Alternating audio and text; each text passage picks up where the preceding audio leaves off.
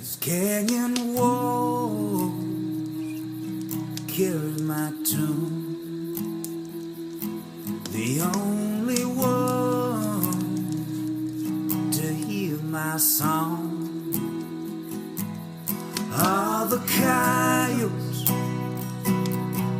and the wolves. But if I drink enough of this flask, I can hear them sing your song too.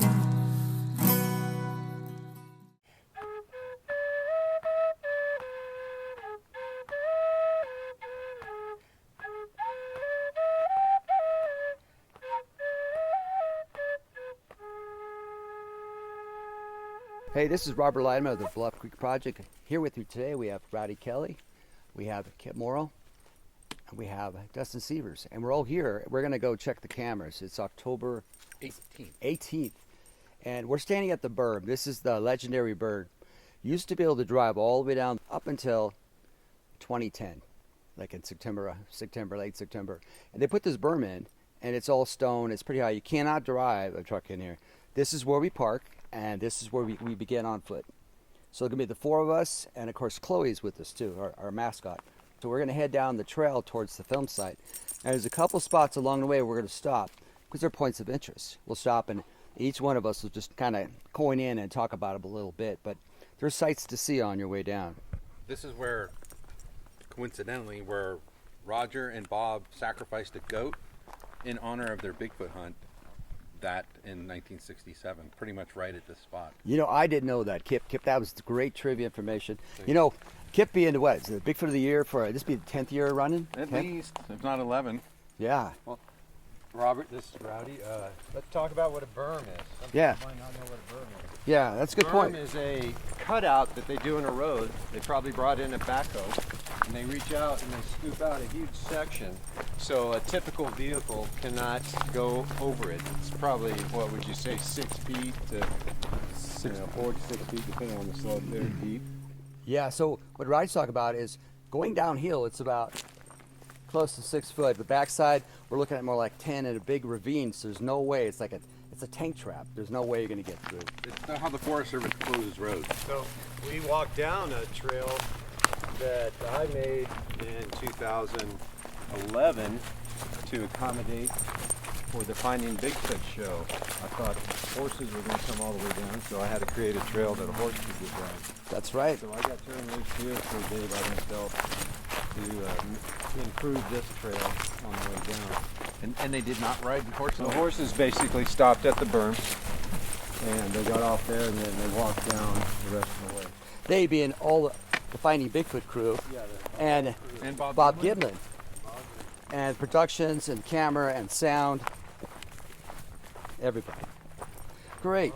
All right, we're farther down the trail. We're probably about another, probably a quarter mile-ish, and right in front of me is a huge slide area. This could be one of the reasons why it's closed. It's hard to maintain it. It's a big slide area, and it's eroding away, and it's rocks and debris just slide down across this old roadbed, and they kind of crash down to the creek.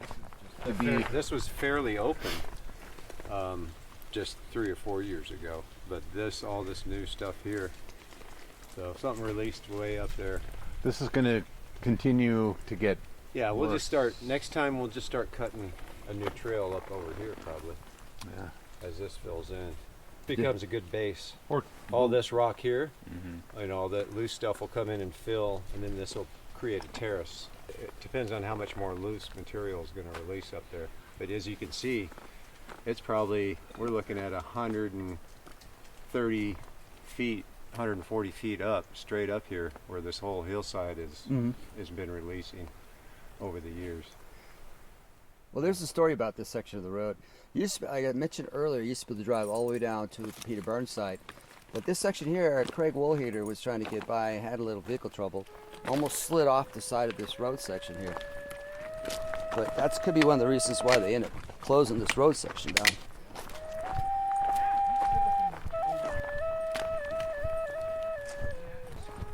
So about a half mile down, there's a place where you can actually look down from the side of the trail. Look at that, Yeah, it's like right on the edge of the canyon. There's some azaleas and some rhodies all along the hillside with scattered firs. So where you can see. What we have is we're about halfway down the bermed off road to the bat boxes, and there's a view that looks directly up the creek, and we used to be able to see the sandbar from up here. Yeah, it's And overgrown I'd say now. that's 250, 300 yards away. Yeah, by the bird. Yeah, yeah. So we used to have a straight shot, and if you were standing kind of where we think Patty was originally spotted, you would have been able to see Patty from this position. You have to standing right here. If we were standing there at that time, Yep. although their road wasn't there at that time, the road we're walking Correct, on, yeah.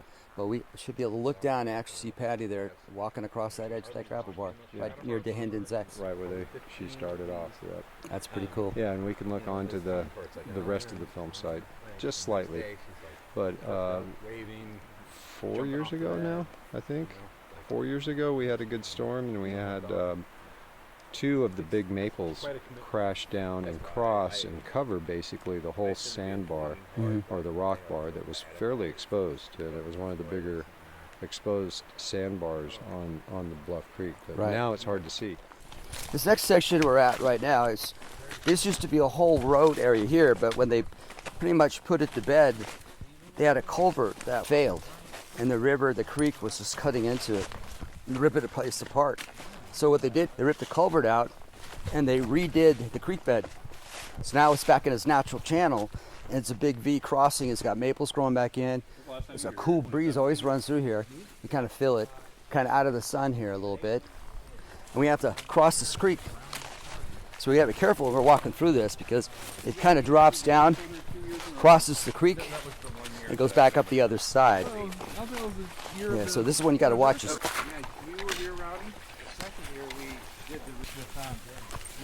All right, success. And we're back up the berm section here, climbing back up, and now we're on the other side, looking back down to that ravine.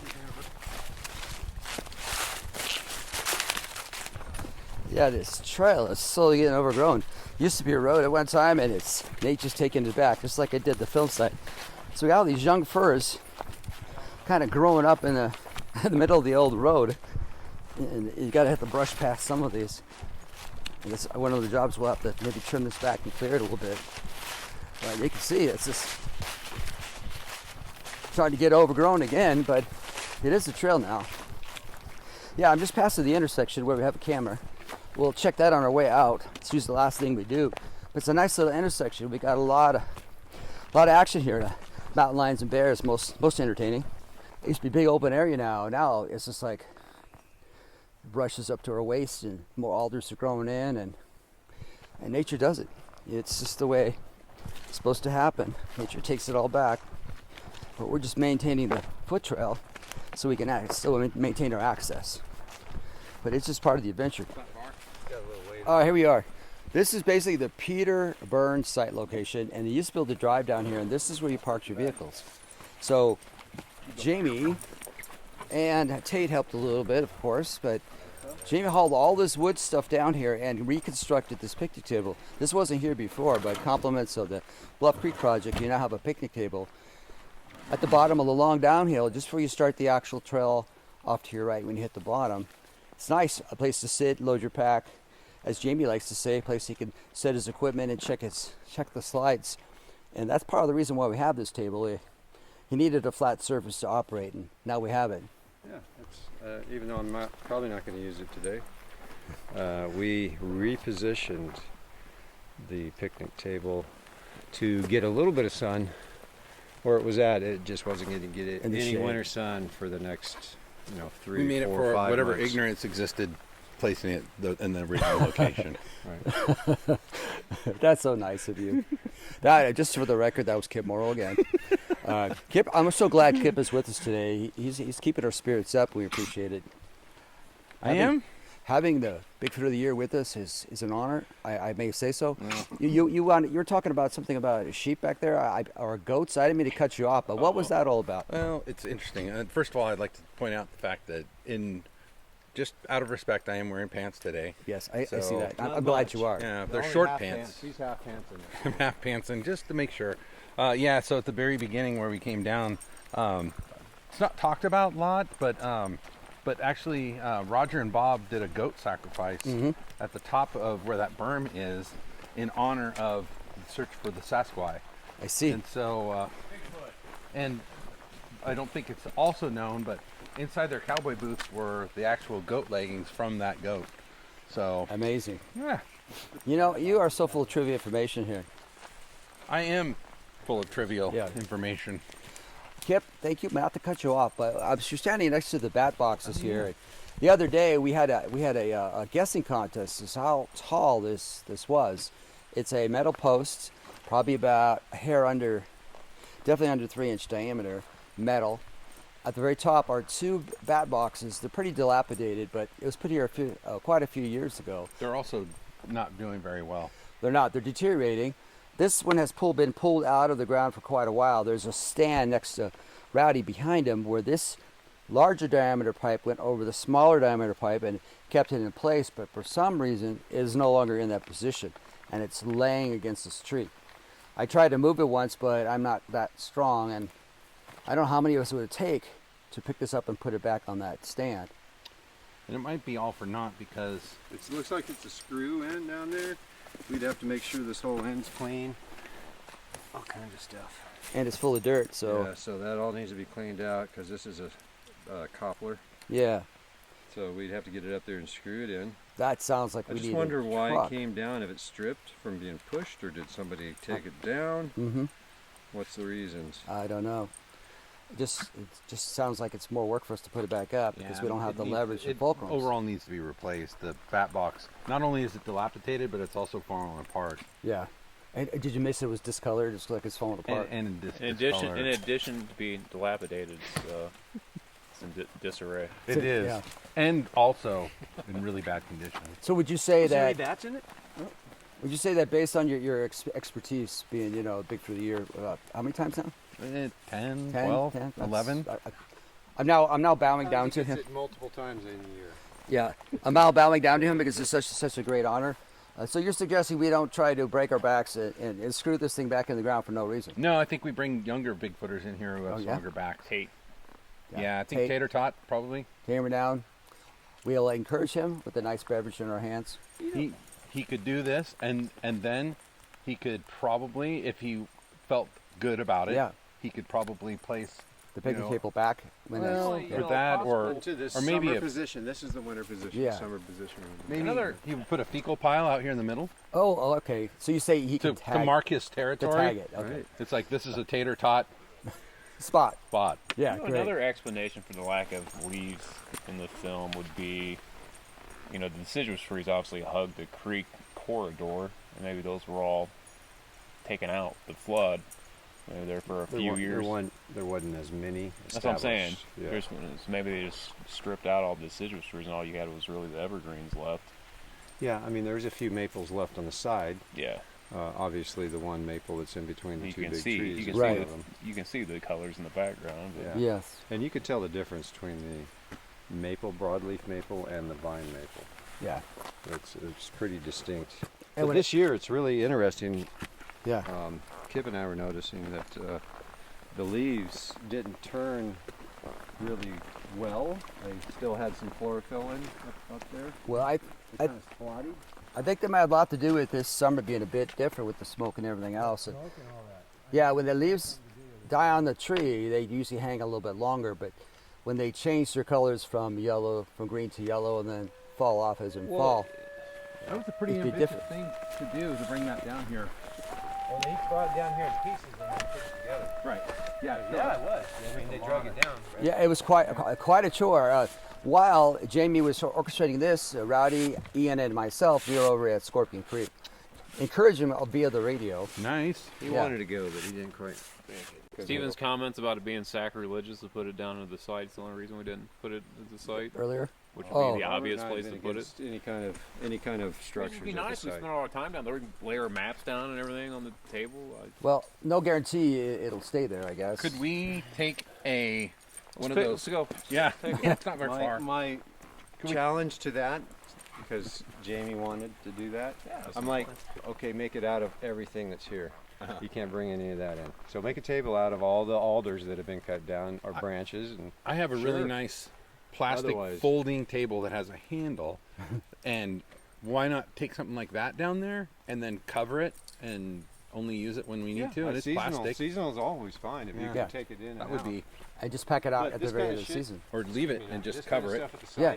Will just It'd become get a piece of tarp and a just. dilapidated Yeah. piece of. Well, those are all good options. We're not burning anything. We come here enough, and we do take pride in what's going on here. So, yeah, we're contributing to the success of the trails. Make sure people can find it Funny. year after year. All right, here we go. Here's the Kind of sign. what we're looking for, trying to keep it as primitive as possible, so you don't get to the site and it has become, well, look at, it's all marked off and trackways Smile, and Rowdy. there's 2 picnic tables. There's a camping area over there. I guess he did smile a little Let's bit. keep it, kind of a remote feel. So part of the adventure is coming down to it, Right. not just staying at the site. And when you encourage people to stay at the site, they're more apt to destroy the site. Yeah, true. So bring them in, look at it, go back out and camp somewhere else. Well, just to add to that, it's a pretty delicate environment down there, and remember the trees were all pretty much covered by other vegetation. When we started removing that protective vegetation, we exposed the logs and the sawdust piles and everything to the elements. And when that happens, then it starts to deteriorate quickly. And when people go over to take a look at it and they walk on it, they sit on it, they stand on it, it deteriorates that much quicker. So we do want to remind people to walk softly and carry lots of pictures with them so they can find the stumps and then take lots of pictures and show your friends. All right. Well, we passed the one sign that says this is the trail, and we're walking that trail now. We're heading upstream below the old trail of the road cutting the way in, and we're working our way back towards the film site.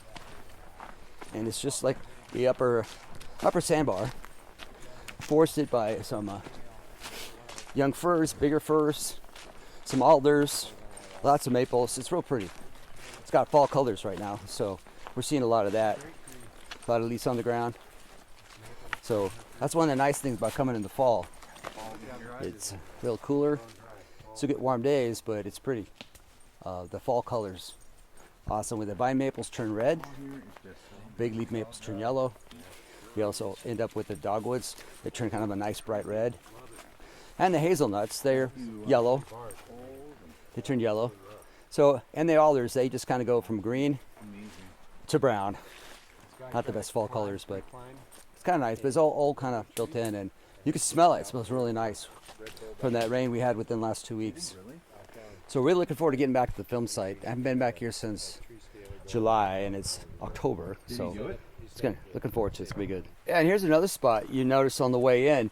I always encourage you to look around when you come in. There's an alder that's leaning across the trail, and there's a lot more bear scratch marks on it. You can see where the bear leans back against the tree, brings his paws up, grabs hold of it, and scratches his back or her back. And you can see the scars on the alder, which is growing over, and it's pretty cool. And always looking for any new ones. It looks like we have one that's not too old, so still bear activity through here on both trees, which is pretty cool. We're dropping back down from the upper terrace upstream towards the creek crossing, and you can see this area here during high water. Water does manage to make its way all the way up here, so we're just gonna work our way to the creek from here. We got like some berry plants grabbing you as you go by. You gotta watch your knees and your ankles. You got logs in the way, you gotta watch your step. And here's the first sign of the water now. And here we go. Yeah, I get to see the water pretty clear right now. That one little pool is really nice. Like, there's still some orange flagging up, so navigational wise you should be able to do it. That water's got a nice little bluish tinge to it because of the sand. So here's our first stream crossing. This was easy. A little bit of slipping there. Yeah. You run into a carom, stack of rocks, and then we got to cross the creek to the upper terrace. But before I go over, I'm going to probably put on my water shoes. I'll fall and break my neck, so you have to carry me out. All right, there's both of those. So here's our crossing. Pretty cool. So you said there's no sun in this section till now till next March? Yeah, because it's October, and we have no sun now, and it won't have any sun the rest of the day. It's going to drop all the way over to here. Wait, it's after, is it close to 2 right now? 2:30. It's 2:30. So because of the sun's lower on the horizon, it's going to get lower and lower until solstice. And a lot of areas here in the canyon don't have much sunlight. Very limited, which means cooler temps, not a lot of sun. Continuous moisture. Lots of moisture. So I'm going to strip my tennis shoes off. I'm going to put on my water shoes before I do it. Yeah, I'm sitting here right now. I'm watching Dustin walking across the log, 6 foot off the ground, supporting himself by another stick. Hey, you want to catch it? And I don't think I'm going to do that. I'm just going to walk. You're going to need it. Oh, I didn't think somebody else was going to use it. I'm just going to walk across the water, be safe. Okay, Dustin, be safe about that. He's dowsing for water. I think you found it, dude. I made it. You're so brave. All right, I'm not that brave. I'm going to grandpa it across with my river shoes. So Embrace the creek. embracing the creek. I don't want to embrace it face first, though. Yeah, we used to have that log there. Look at that. We used to have that. It got moved a little bit. That's an easy one. Yeah. Is my shoe still there, Chaco? Remember? It's right there hanging on the stump.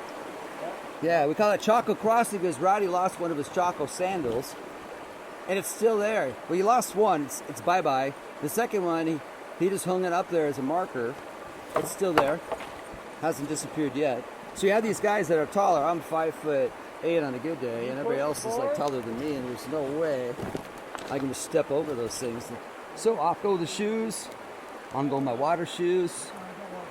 And we'll cross to the trail that Jamie and I put in last year, just so people would have an easier chance of finding where the film site was.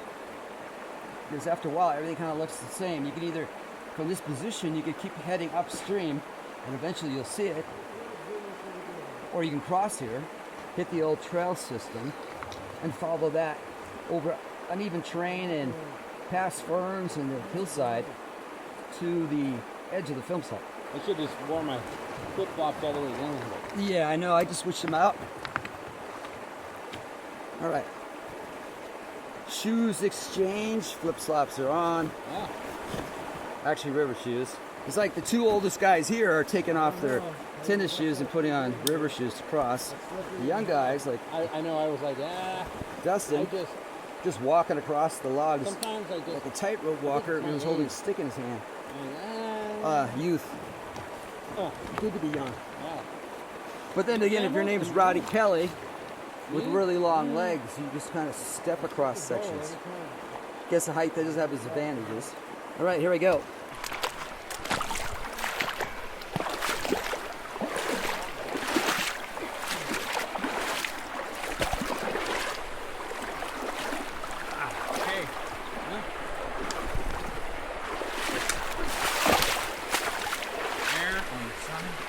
Sometimes seems like such a lot of work just to go a short distance, huh? I know. Yeah. But you know what? The one thing that we hope comes with age is wisdom. Yes. And I could see, for whatever reason, I could foretell my falling off that log and either breaking my leg or something even more important. Or maybe. so. Why, when you feel it, don't tempt fate. I hear you on that. So we're on the other side now. We're passing through the gate, which is stacked slate, some quartz on it. And then the next chair pops us up to the upper sandbar. And you're greeted by a sign that Jamie put up. It says, Trail to PG site is upstream 1/4 mile on this side. And of course, it's initialed by JS. Okay, here we go. So we're following the trail we raked in last year. It's overgrown with leaf litter. Because of COVID, we didn't get to go up here earlier and undo everything. But the trail's still pretty distinct. You can see where we kind of lined it in sections, trimmed some vegetation in others. You got a couple logs to climb over. And you can see the sound of the creeks fading away. And we're pretty much on the edge of the site. This location here, where we just crossed, that was pretty much the Christopher Murphy site location. That was, it's near the gulch where the river had eaten away, and National Geographic had, did a little study down there. Well, that's not the film site. As we move farther across from that location, we're heading to what we're calling the Daniel Perez site, which is farther upstream, still overgrown with trees and snags and ground cover. And right on my left here, the hillside goes up. The creek is off to my right, which I can hardly hear anymore. We have a lot of alders and firs just extending up the side of the hill. And we first came over to try to figure out where it was, because we were looking for logs, stumps, and big fir trees on the side of the hill. And there's one right there, directly in front of us. That's the one we stopped at. We thought, well, hey, maybe that's it. And there's another one behind it. But we need more than that. We needed 3 big trees and a maple and a bunch of stumps. And it's pretty overgrown here, so not quite enough for us. But we're continuing on. We're moving along. Yeah, right now what Rowdy's doing too is he's pre-market with some flagging, so others will have an easier time getting over here because we're going to get to rake it this season. Call this the Daniel Perez Trail. We could. That is cool. That would box over there. Yeah, see right over there. I should call it the Patterson Gimlin Perez site. Yeah. Myself.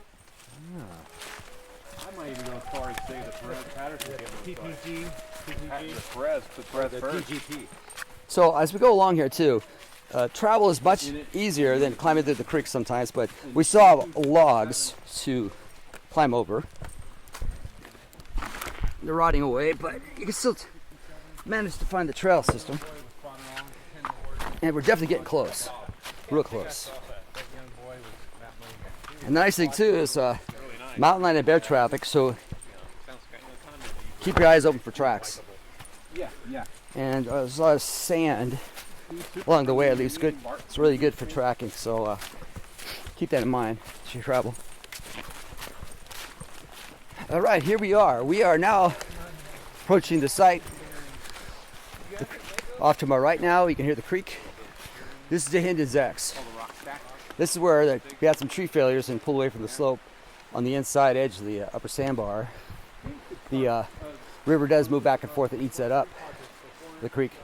Yeah, but it's the Hinden's X, and we move a little bit farther along, and here we are.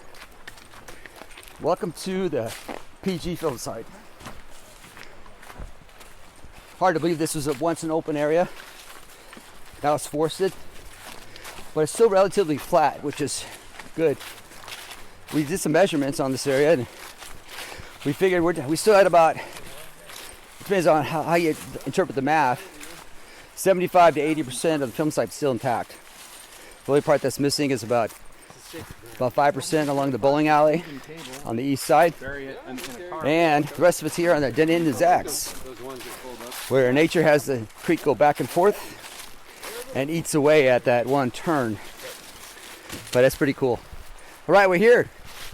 I'm going to deal with the one across. This is the place. This is the place. Look at the new claw mark. And new claw marks on our elder trees has a camera. Yeah, that's not too old. No. I don't recall it that before. Because we had a camera on this one tree as we're looking south right now from the upper terrace towards our camera, and off to the right is our sign in. And the Hinden's X area, this is where frame 1 was. It's down here off to my right looking down south, and that's for Patty frame 1. And Roger frame 1 was across the creek by that other tree that's leaning. And right here where I'm standing right now, it's within 6 feet of frame 352 where Roger was shot the 352 position heading north towards the big trees in the background. So pretty cool. Yeah, and Rowdy's working on the cameras right now. He's probably heard some rattling. Got our cameras in cages to protect them from the bears that are trying to chew them and climb up the trees.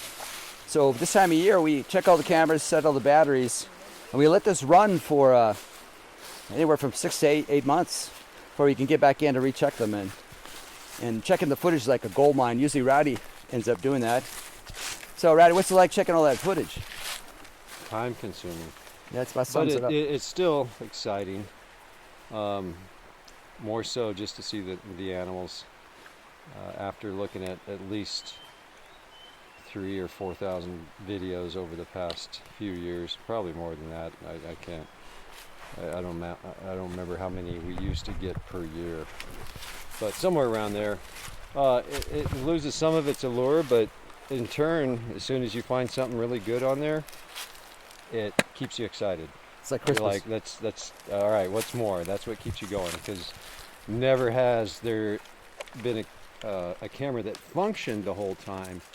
Never has it disappointed in the fact that it got a decent picture or a video of an animal. Now, of course, we've had a lot of cameras fail over the years. Yeah.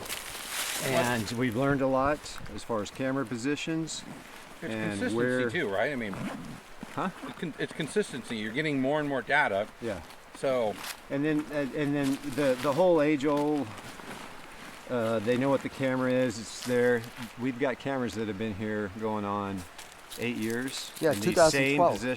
The same position. So they're getting to be a fixture of the landscape. Yeah. As per se, bears don't come up to these cameras on the film site, probably like they used to. They walk right by them. We get a lot of natural movement from the animals. Cougars have walked through here. Bear are real frequent through Patty's Path. And they all seem to be pretty unaware or unconcerned with the cameras. Which is pretty cool. Definitely cool. So at this film site now, you stand here, I'm looking south towards the Hindens X pretty much. That's the big open wide area where the creeks makes this turn. I got one camera here. Just to the left of that is the Roger Patterson's frame 352 position. And we got one camera here, and I'm looking off. I turn around and face north, and we got another one off to my side, and then one farther over towards some of the stumps. We have one across the street too. Yeah, that'd be number 5, and then B5. we cross one like coming down on the straightaway. So there's 6. And we've oversaturated this at times. You don't need that many cameras to cover each other, No. so we can get a sequence, and that's part of why we have some of these cameras in sequence. We can see maybe what triggered the other camera sometimes that didn't show up on that camera. That's part of it.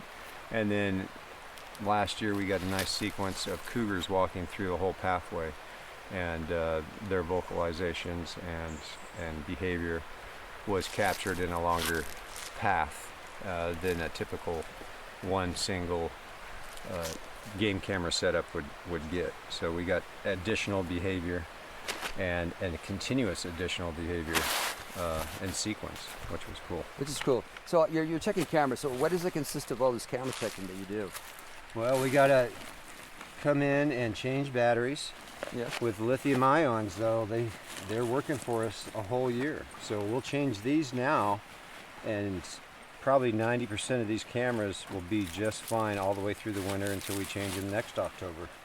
See, like this camera's reading pretty good on the lithiums, but they have a lot of indentation right here. Yeah. So that shows they're probably low. So. And so you pull the cards. We pull the cards. I just want to look at these. Replace the batteries to make Replace the batteries, and reposition them. So, these are probably the same way. So good. This one's I might put back in. So it looks pretty good, and the batteries the disc has space and. Well, no, I'll change the disc out. We want to see what was going on this winter or this summer. Yeah. I'm just looking at the battery. It's still reading full. So. I guess what's to remember too is because of the COVID shutdown and the fires. I mean, our access here was basically this summer was cut down by a couple months. Definitely. So we've only had probably a 2-month window to get in here. Where's the box where people sign in? It's right over here. So down there. Kipp asked for about the sign-in box. And so what it is a plastic tube with an orange flag on it on one of the alder trees. I think the sounds of that Nalgene bottle. Yeah. So I'm following Kipp down to sign in. Okay. Yeah, there it is. So if I were to describe it to you, it'd be on a Nalgene bottle? Yeah, it'd be on. Well, that's just a plastic tank. So it's on an alder tree. It's probably about a foot diameter. It's on the south aspect of it, and it's a clear, smoke clear with a blue top. And inside we have a waterproof notebook and writing utensils. And we check it, we pull it out, we see who's been here, and we just keep track of how many people are down here. And it's good to see people signing in from all over the United States and sometimes a few other countries too. So Kipp's pulling it out. Check it out. What's the last entry? What is that? Craig, Gunner, and Nicolene Johnson, August 13th, 2020. 2020, yeah. It's July. It's a July one here. July 11th, 2020. Hey, is that who's Paranormal Road Trippers? Ian Carton? Ian Carton, July 8th and 10th. That was our last trip. 2020. That was our trip. Yeah. Is that the last entry? Last one was Craig and Gunner and Nicolene Johnson, Was August this our 13th. trip? No one else has been on here? Or no? Well, August 13th, Okay. 2020. Pretty cool. And there's no other pages marked on it. They just rolled them back. Nope. This Sweet. is all the way from October 18th, 2017. Happy 86th birthday, Bob Gimlin. Today's Bob Gimlin's birthday. Yeah. Oh my 90, gosh. 89. That was Barb. this is 2017, so that was what? That was 17, the- 18, 19, 20. That's that like was 3 the years 20th. ago. Well, they got longer than that. Harriet. Scroll back. It was longer Come than to the 20. conference. Come to the conference. October 18th. Ellen. So we got some years on this too. So this Oh, is look at that. 2017. 50th anniversary of the PG film. Kipp, Ian, Rowdy, Daniel. Look at that. Diane Stocking, niece. Richter was here. Yeah, Richter was here. Look at all these leaves falling. Abe pretty Del cool. Rio, Crystal Panic, Kevin Morrison, David, William Canning, Rowdy Kelly. Rowdy Kelly. Yeah, that's June 10th, 2018. We're So the last person on the 17th was on the 28th. that's- William Canning But this and is- Alan Burrows. This is 2018, so, Yeah, so it a was the couple next years year. ago. Yeah. It goes back to 2016 because I signed in 2016. Well, it goes back further than that, I think. Okay, I thought you guys. It goes back to 20, probably 2014, I think. Jamie Yeah. Wayne, 7/12/14. That's when we first. Steven Streifert, And 7/12/14. his last time. That's he's when been we here. first installed this here. That Yeah. was it right there. It's kind of explaining to people. No, this is You it. sign up if you're here. And that's Gunner, Steven was here on the 31st. of J.M. Bailey 2014. of 2014. Yeah. Jess was here. Mike Mraz. Yeah. Been coming since 1982, once with Renee DeHinden. That's the sign-in that we saw, and Jamie gave him a call back in 2014, and in 2015 we met up with him in the summer of 2015. So this is that's the sign-in right there. Awesome. Yeah, pretty cool. Well, thanks for going over that. There's a lot of names in there and I everything. know. It's kind of cool. I'm trying to figure. Curious. Oh, there's Cliff. Cliff was there, yep. Bigfoot weirdo and nobody in particular. Yeah, there's the date again. We're looking at October 18th, 2015. 2015. Yep. Rowdy was here. Not quite as weird as Cliff, but in a few more years. Yeah, he's got work on it, yeah. Dusty Lavin, Jay So- Myers. So it's pretty nice seeing all that. I'm trying to figure out when was the last time or the first time. Dustin Severs, 9/5/2016. That's not the first time you're here, was it? Who was OS somebody? Des. Yeah, it was my first Barnes. Yeah. Des Thanks. came here. Thanks for the memories. So this is pretty cool. We have Dustin, who's a member of the group, Len Severs. first signing Yeah, in here. came It's in, pretty yeah. neat. But actually, that wasn't the first time I came out here because I came here the 1 week before that. I went the wrong way because you What, my assholes bro? didn't say which way to go. Oh, so you didn't The go creek. here. This is your first time here, Yeah. this date. Okay. The 1 week before that, I was here and I went the wrong way. And it got late. We had to leave. And you talk to us, you say, yeah, you got to go upstream like a salmon. Yeah. I knew I'd been down here before the 17th. Yeah, Rowdy's retrieving one of the cameras. When the early cameras, we put them on the other side of the creek. It's been up there a while. It's one of the older Bushnells, so he's going to see what's on that guy. I'm going to walk south, back across the creek, and I'm going to take a look at Rowdy's checking that camera. I'm going to go back to the place where we originally started our grid, and I'm going to point out a few things there. So back across the creek.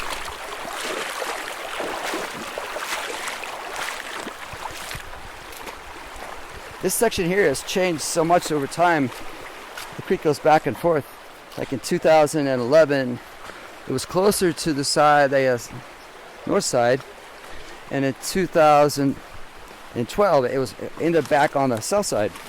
So it naturally moves back and forth between the channel. That's something it did, well, since 67 or prior to that. Okay, I'm on the high point here. Walking over the alders, I'm right below where we started our grid search right here, under an arm of an alder tree. heading north, where Rowdy and I pretty much did couples bearings, north-south, all the way to the big tree in the background, and headed north. Something like that, Yeah. yeah. We established this as first sighting per Bob Gimlin being here on Finding Bigfoot in 2011. Yeah. Right. And so he said, yeah, it probably got speared up a little further back, but they didn't start filming, Roger didn't start filming until about right there. Actually, right there. Is that pile of rocks? Yeah. Right about there. Okay. That's according to Bill Munns, who came down in 2012. He said, based on the movie frames, that he put Roger's frame number 1 position about right there, which is another 20 yards where we're standing. And then Patty's position was about 103 feet, technically, just right over there, which is now changed because the tree fell down the way, but that's where Patty was, frame 1. And I'm speculating that based on the talking about a big root ball and spooking the horse and Roger wrestling with the horse and trying to pull the camera out and running and trying to cross the creek and film. But 103 feet away, directly to the south, is a large root ball along the side of the edge of the hillside over there. And that is pretty much where I believe the first sighting took place. Because it's a long straightaway from that one corner where the creek takes a bend, heading directly north into the Hindens X area, and then north again into that big tree.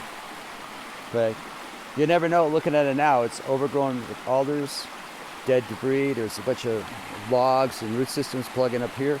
Behind me is the old 1967 height, basically 64 flood, the height of the high silt line. That used to be the road they used to drive on, ride on. And down where I'm standing here, used to be all filled in with sand, and the creek used to be about 8 feet taller. And that is the run down here.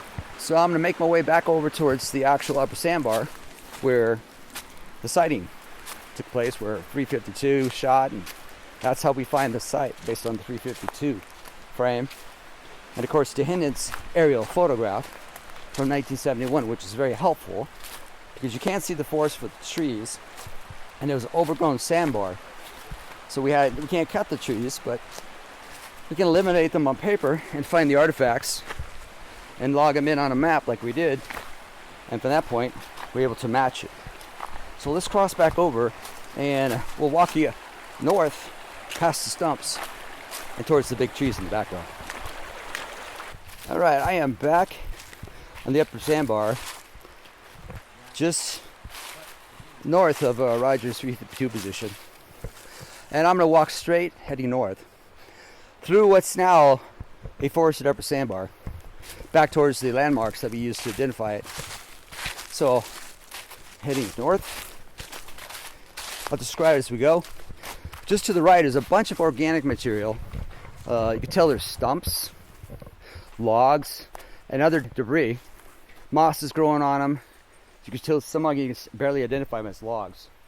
Then you have other stumps and hookups. So this was an organic debris pile that was very obvious, and you can see it in the 71.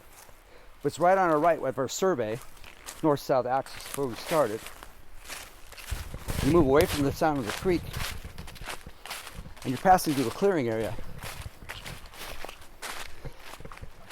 And I'm slowing down and stopping in a place where we believe was 352, where Patty was when the shot was taken, based on the background, which is the stumps, the big stump behind her, and the smiley stump in front of her, and then the big trees in the background. So this is pretty much the line of sight moving through, but I think this is where she kind of did her famous look over her right shoulder, stick her right foot forward, before she made that angle cut over towards the bowling alley. Okay, we're going to continue on. I see stumps off to my left. There's a thing called a leaning stump. It's pretty much breaking down quite a bit, but it's just off to my left. A little farther away is another stump, but that leaning stump is pretty much a landmark. You see that in Peter Burns shots, which is pretty nice, and some other of the photos. Moving up comes the big stump. It's one of the larger stumps in the frame, and in 352 is directly behind Patty.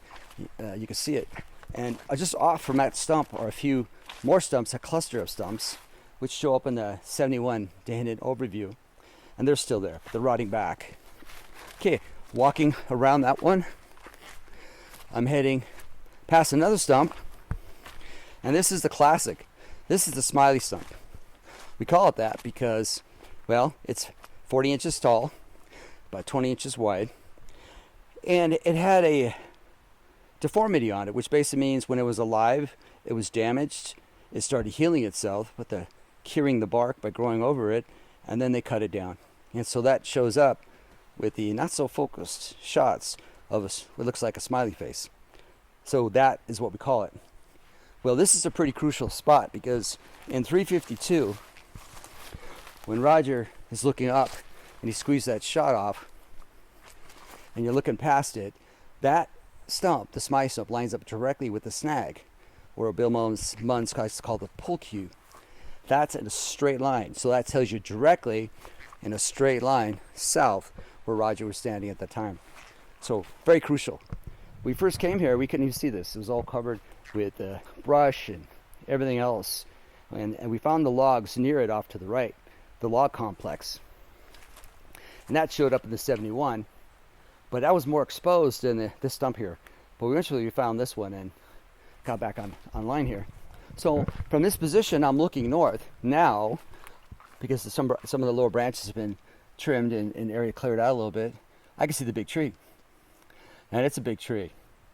It's got like pot marks in it from, like, you know, the woodpeckers kind of poke holes to stick things in. That's pretty obvious. And there's a big maple with a crook in it, and that's like next one in line. And then just off to the right is the middle tree, which is another large fir, but not as big as the fir on the left, the big tree. And I'm moving closer now. And other trees come into view, like there's the snag we talked about, the spiky snag, which is now broken off at the top, not as tall as it used to be, but it's still here. The upper portion of it is just laying on a slight slope. There's a slope of about maybe 8 feet or so. In some places, maybe 10. But it's not a hillside. It's a sloping tongue, or the bottom part of it, that gets flat. And that's what allows the backlight to come in. It's surrounded by vine maples, which are the ones that turn red. Some big maples, like the big tree, big maple tree. There's a leaning tree between the big tree and the maple tree, which is very obvious. You can see it in the 71 up at the top corner. And then there's a ladder tree, so I'm moving down. That's got little lower branches hanging out, so maybe you can climb it, but they'll probably break, but called a ladder tree. And just off to the right is 2 trees that are smaller, but of different sizes, growing basically almost right next to each other. Bill Munn's called them the Laurel and Hardy tree.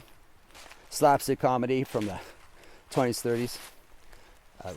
They started with the silent pictures and moved into noisy ones. But from right here, in front of the big tree, it looks like one tree. You have to back up to see that it's 2 trees. But that's the lineup. Every time I come here and I stand here and I look around, I remember about us trying to find it. You know, the mystery. And the mystery is now solved, and this is pretty cool. And here it is, starting from the left, the big tree. It looks like it's a good 5-foot diameter tree, maybe more. It's huge. Then you move over, and oh, look, there's a leaning tree. It's a fir, smaller, but about a good 30 yards back, and it's leaning to the right. And in front of it, that's almost in a line with the big tree, is the big maple, and that shows up. And then to the right of the big maple, our right, is the middle tree.